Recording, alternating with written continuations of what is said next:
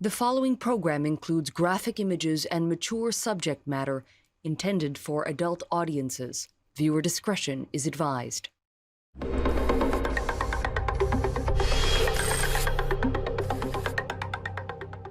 Good evening and welcome to 16 by 9. Afghanistan has become the forgotten war. But for the Afghan people, the bloody conflict continues, claiming more civilians than ever. The Taliban is resurgent, and now ISIS is in the country as well. That has put hard-won rights for women in peril. Correspondent Mellissa Fung was documenting the struggle for women's rights 7 years ago when she was kidnapped. Now, on assignment for 16 by 9, she returns to the country and the women who are still fighting for basic rights. And a warning, some of the images in this story may be disturbing.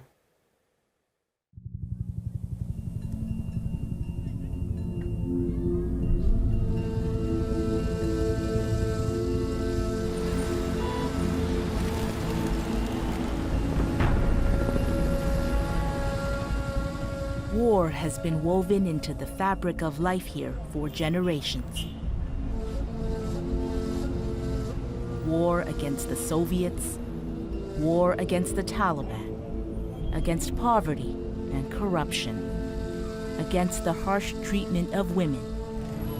Afghans are exhausted and losing hope.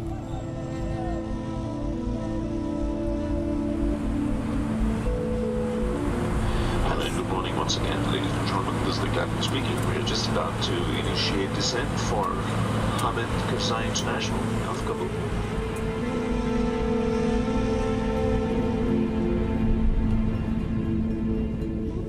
When I return to Afghanistan, I keep hoping to see progress, mainly in the lives of women and children. For me, the story is a vital one, especially now that most Western troops have gone home and the world's attention has turned to other conflicts in other countries. But because of what happened to me 7 years ago, I feel connected to the people here. I want to continue telling their stories.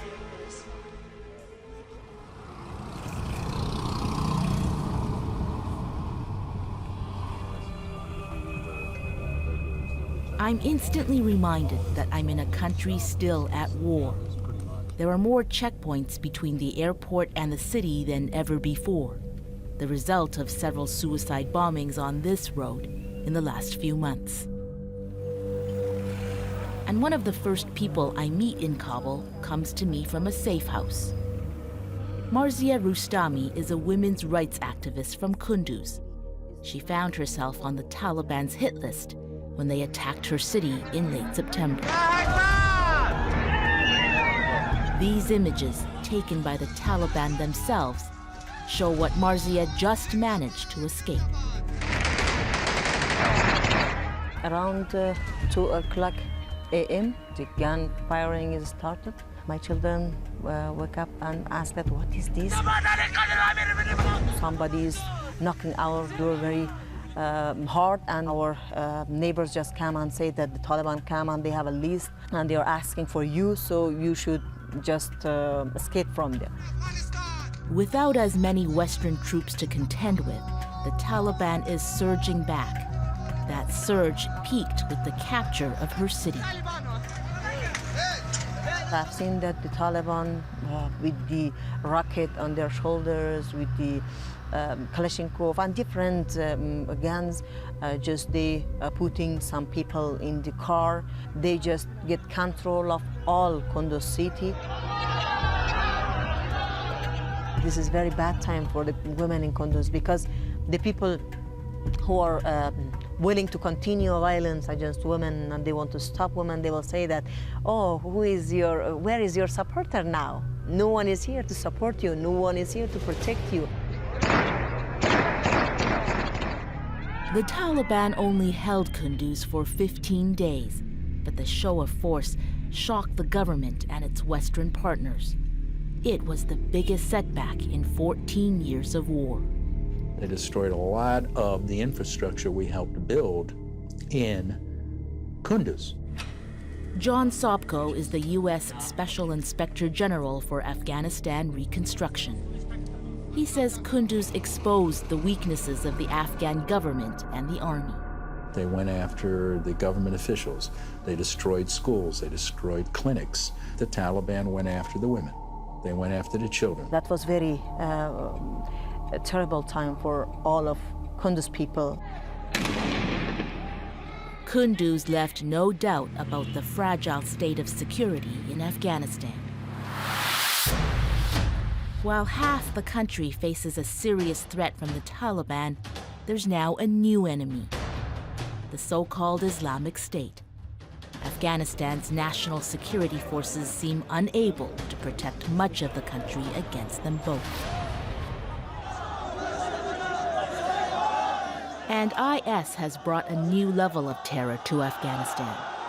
Recently, thousands of Hazaras, an ethnic minority group, marched on the presidential palace in Kabul. They carried the bodies of 7 victims, including a 9-year-old girl, all of them beheaded by IS. It was one of the biggest demonstrations in the capital in years. The marchers demanded greater security. Instead, they were fired on by police.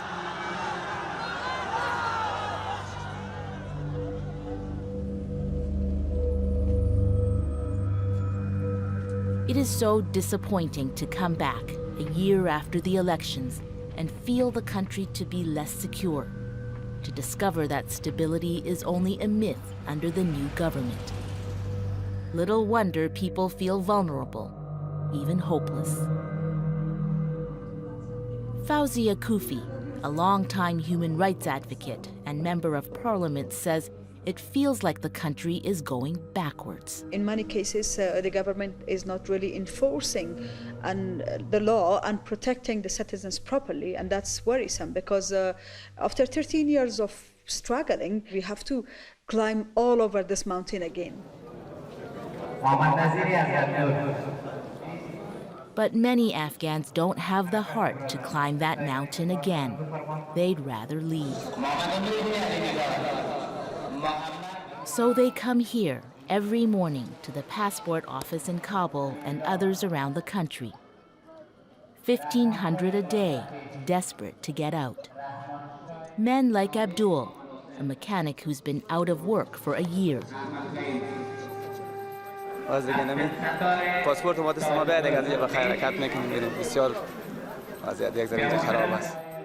He's hoping to get his wife and 4 sons to Europe.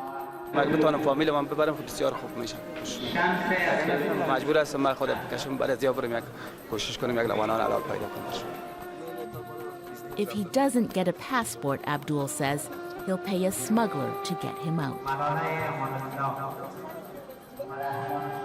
Already, 150,000 Afghans have fled this year.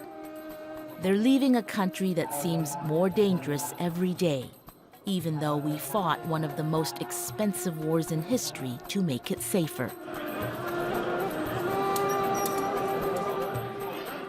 Insecurity is growing, and that's made this man one of the country's most popular figures. He's General Saeed Omar Sabur, Afghanistan's passport director. His signature is gold for those desperate to leave.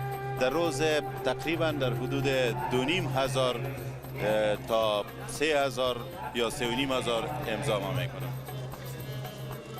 It saddens him, but the general knows there is little he can do to stop the exodus. I told them, please stay in Afghanistan. It is my such as a mother, this country.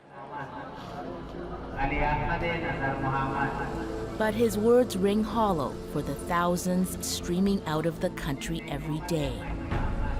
More and more Afghans have lost hope. Why is this happening? The main reason is the government weakness. The government is not able to demonstrate a strong leadership in terms of protecting the citizens. When the situation is not secure and the districts and villages are not safe, the first victims will be women and children.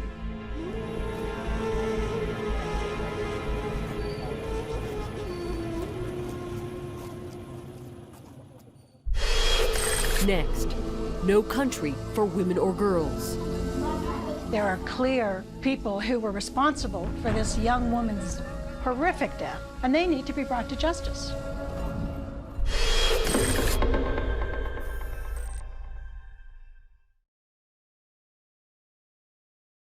The following program includes graphic images and mature subject matter intended for adult audiences. Viewer discretion is advised.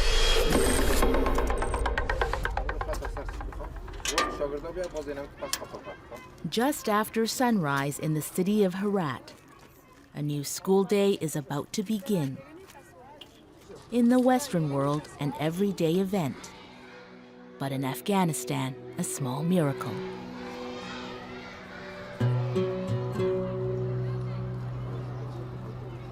Education for girls is something the Taliban is still determined to stop, so safety is a priority. Once the girls are through the front gate at the Babaji school, the door is locked. It's estimated that more than 3 million girls are attending school across Afghanistan. There were almost none when the Taliban ruled. Still, conditions in schools like Babaji, Herat's biggest, are far from ideal. There are few textbooks, no heat, no electricity, and you make classroom space wherever you can find it. 5,000 kids in shifts have to squeeze into a school built for 500. Then, in September, a major security breach. Dozens of schoolgirls were overwhelmed by a toxic gas released somewhere in the school. فکر کردم یک نفر بخ گلوم گرفته خفه شدم. بعد از به من حالت نفس تنگی رخ داد و دردسر شدم و حالت تاول به من پیش آمد. کلا بدنم درد میکرد، دست پام فلج شده بود، کج شده بود. بعد Over a 2-month period, more than 400 kids and a number of adults from 9 schools in Herat passed through the city's emergency ward. All of them recovered, but the message to parents was clear. Send your girls to school, and they risk being poisoned.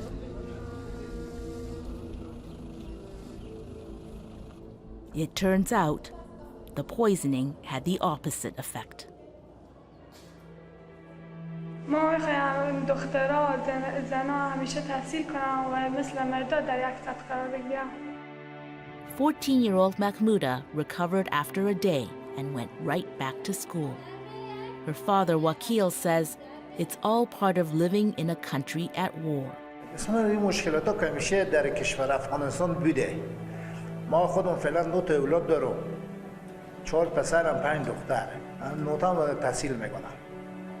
برای زیاد دارم چون که من از درس عقب موندم به دوره مثلا انقلاب بود به افغانستان. عقب موندم، نمیخوام دیگه عقب بمونم. انتهای فکر میکنم تا آخرین لحظه انشالله ادامه بده. I asked Mahmouda what she wants to do when she finishes school. وقتی که ما از مکتب فارغ شدم در آینده میخوام یک خلبان بشم. And what does her father think of that? مرزیم برای جامعه بتونه خدمت کنه، هر رشته که بیره خدمت کنه مرزیم بگیر. 11-year-old Aisha also has high ambitions.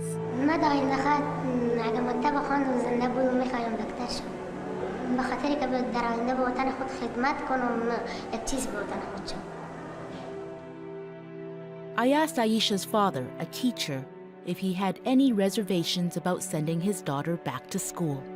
نه ما با دشمن مقابله میکنیم. اگر چندین خود من 3 طفل دارم، اگر همین 3 طفل را به همین راه از دست بدم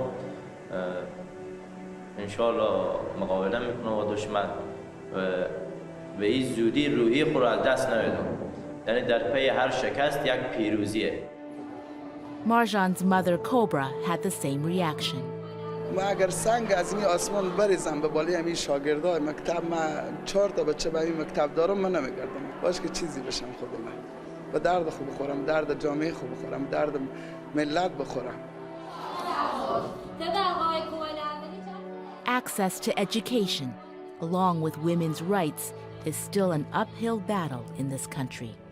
even after the long war we helped to fight, a war that we believed would help secure human rights. Yes, it's 3 steps forward, 2 steps back, but they're still doing it. They want a society where rights are respected. They want a modern society. They don't want the old ways. It's a slower pace than anybody would want, but it's trending in the right direction. It's moving in the right direction. But the old ways are still deeply ingrained. In November, this atrocity was first reported on social media. This is 19-year-old Rukhsana being stoned to death for refusing to marry an older man and trying to run away with a younger one. It happened in Ghor province, a Taliban stronghold.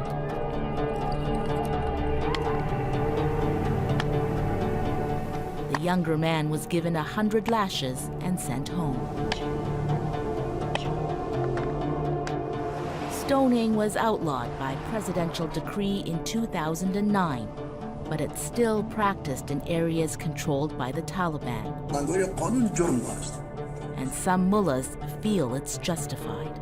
In every case, the government has got to respond. It's got to demonstrate to the Afghan women and to the Afghan people that this is unacceptable. That's great. The government responded to the stoning case by appointing a commission to investigate it, but the person leading that commission is a conservative mullah who believes that women should be punished by stoning if they contravene Sharia law somehow. Since the pictures of the stoning are obvious, there are clear people who were responsible for this young woman's horrific death, horrible death, and they need to be brought to justice.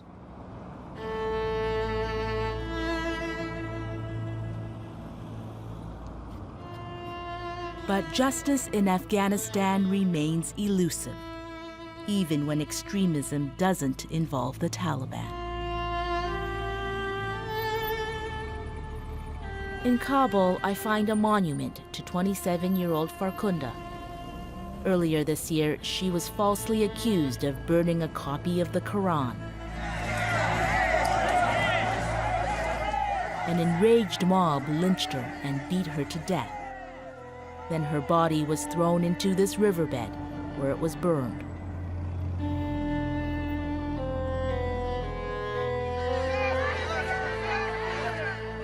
Afterward, a rare display of public outrage. Thousands of Afghans marched to demand justice, shouting, "We are all Farkhunda." Supporters wrote her name in blood, and she became a lightning rod for women's rights. The protest, evidence of a small shift in a conservative culture, but not one that has translated to those in power. 4 killers had their death sentences commuted, and the policemen who stood by and watched Farkhunda's murder are all back at work. That's a huge problem in Afghanistan. It remains the biggest problem, in our view, on every issue, that there is simply very little consequence for those who commit crimes and commit human rights violations.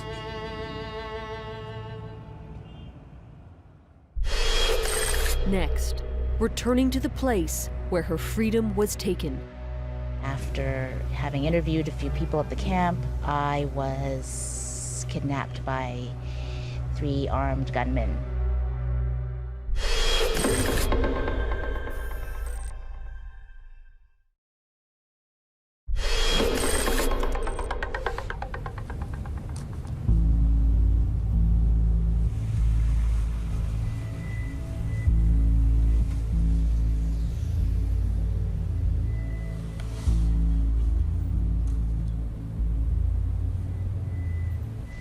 Okay, here we go. I'm not nervous.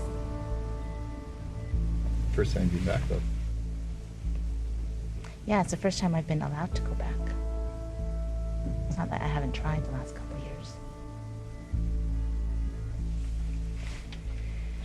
So, we're going to the Chahari Kambar refugee camp, which is a special place for me because it was where I was trying to do a story on the internally displaced people of this country. 2008 was a really tough year of fighting in the South. A lot of civilians were caught in the crossfire between the Taliban and NATO forces. So they fled up north and set up sort of informal camps like this one we're going to. And back then I was trying to do that story. And after having interviewed a few people at the camp, I was kidnapped by 3 armed gunmen. So this is the first time we're going back. I've always wanted to go back and make sure that the story gets told.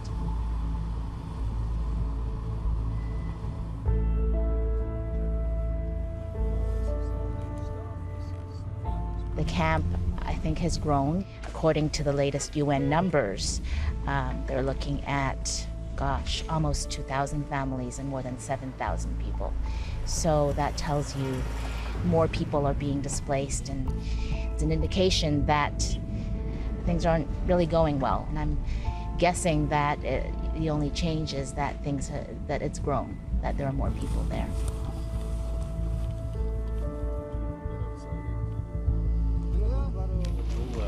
It's up to you guys now. Okay, let's go. Let's go. It is wet and cold, and at first glance, the camp seems more crowded. I'm looking for the road where my kidnappers drove up, but it no longer exists. It's now crowded with huts. Little else has changed in this wretched place. The misery, the stories, the suffering. These are the internally displaced, more than 1 million Afghans who have fled their homes because of violence. 300,000 this year alone. Conditions here are primitive. There's no sewage system, no electricity, no heat. Why did they come here? ولی تاس رو اقلی است. ودا جنگونه ودا بمباری و جنگونه و تیرال. اونو زایونه مفادسو. ودا مجبوری دل ترالم. شهیدان موسو ماشومان شهید. مجال تکسو طالبان ما نپریدی. ولی تو ما دقیق ودی پرشاو خاله ولی کپریدی. نو دقیق زای مجبوری چی مرسم ذکر اکی مرد پرکراری که اشرف غنی. ولی موږ وته استزای درکو خوراک درکو پوشاک درکو دغه موزاري دغه خټي د کړه په دغه خټي کې د سیملورو د څخونی متتیز. Like many women here, Korbibi is a widow. She and her family were farmers in Helmand province. Her husband died in the fighting. Now she lives with her son, Mir Ahmed. اوس کابل ته راغلم روزګار نشته کار نشته شرکت نشته چې ما ځوانان 2000 کس ځوانان په دې کمپ کې شته چې دا ګرځي بیکار بیباره دي په کوڅو کې مکشتمان مشمان لوبي کوي زغلي یا سپنځودي کوي یا ګدایي کوي اوس دا دولت زه ګدایي ته درولې اوس. Chahari Kambar is a place frozen in time. The mud huts are as rudimentary as they were 7 years ago. Improvements are few. There are now 2 water pumps. There was only one the last time I came here. Also new, a mosque and a lone vendor selling rotting vegetables. What is it like to live here? How hard is it?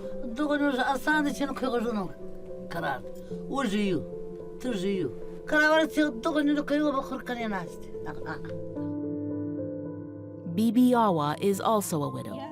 Her husband and a son were killed in an airstrike. She lives with her 2 grandchildren, who look older than their years. Nazanin is 7 and Kudrat is 9. Another son, Malik, lives next door.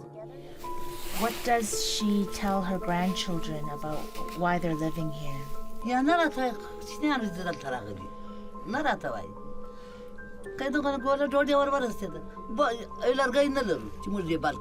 شي نه لرو په دغه سره ګرد ورځ راځي کاغذ ټول کی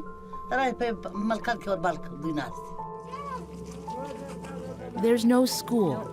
The thousands of children here simply roam the alleys. Another lost generation.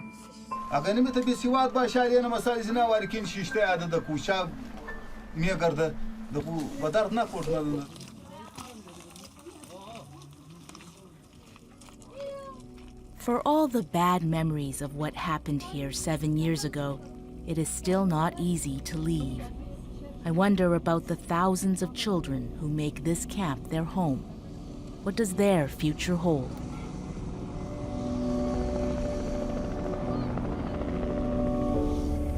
Some see the promise of change in Afghanistan. The girls in schools, the rights women have won. But I found that progress has not touched the widows left homeless, the thousands lined up to leave, the women who still live in fear, the faces of a country struggling to put war behind it.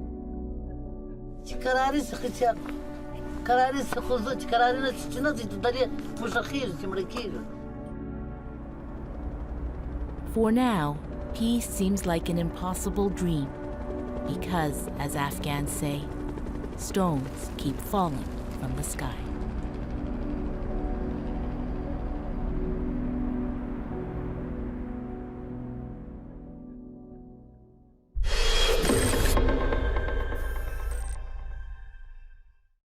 Ami is a women's rights activist from Kunduz. She found herself on the Taliban's hit list when they attacked her city in late September. These images, taken by the Taliban themselves, show what Marzia just managed to escape. Around 2 o'clock a.m., the gun firing is started. My children wake up and ask that, what is this? Somebody is knocking our door very hard, and our neighbors just come and say that the Taliban come and they have a list and they are asking for you, so you should just escape from them. The following program includes graphic images and mature subject matter intended for adult audiences. Viewer discretion is advised.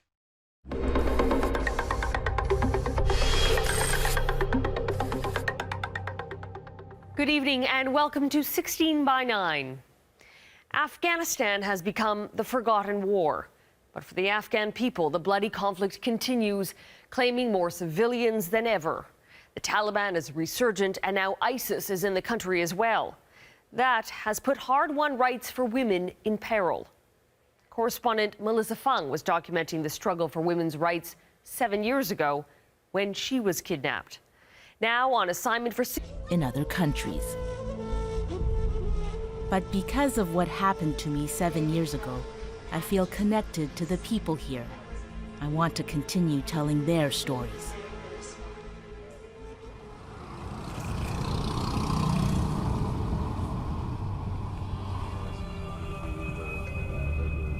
I'm instantly reminded that I'm in a country still at war. There are more checkpoints between the airport and the city than ever before, the result of several suicide bombings on this road in the last few months. And one of the first people I meet in Kabul comes to me from a safe house. Marzia Rustam. 16 by 9, she returns to the country and the women who are still fighting for basic rights. And a warning, some of the images in this story may be disturbing.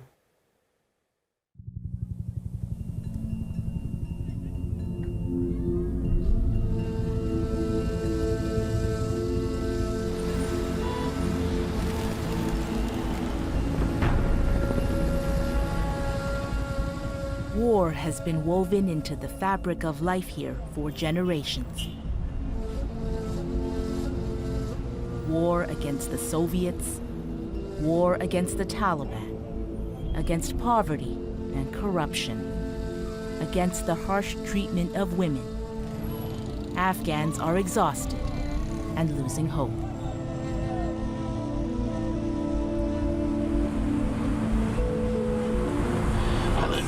once again, ladies and gentlemen. This is the captain speaking. We are just about to initiate descent for Hamid Karzai International of Kabul.